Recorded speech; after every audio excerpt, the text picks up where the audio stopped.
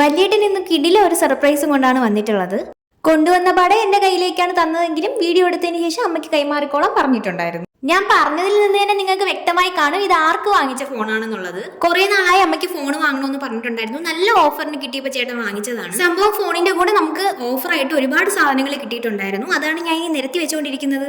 അമ്മയ്ക്ക് ഇതിൽ കാര്യമായിട്ടുള്ള അറിവുകളൊന്നും ഇല്ലാത്തത് കൊണ്ട് തന്നെ അമ്മയ്ക്ക് ഫോണിന്റെ ആവശ്യം മാത്രമേ ഉണ്ടായിരുന്നുള്ളൂ ഇതിന്ന്. പക്ഷെ ബാക്കി ഓഫർ കിട്ടിയ സാധനങ്ങൾക്ക് ആവശ്യക്കാർ കൂടുതലാണ്. ആദ്യം തന്നെ എന്റെ കൈ ഓടിച്ചത് ഈ വാച്ചിലേക്കാണ്.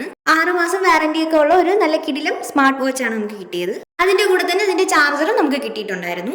കവറിൽ നിന്ന് ഈ സാധനം തുറന്നെടുത്ത് വെക്കുന്ന കണ്ടപ്പോഴേ എന്റെ ചേട്ടൻ ഇത് ബുക്ക് ചെയ്തതായിരുന്നു.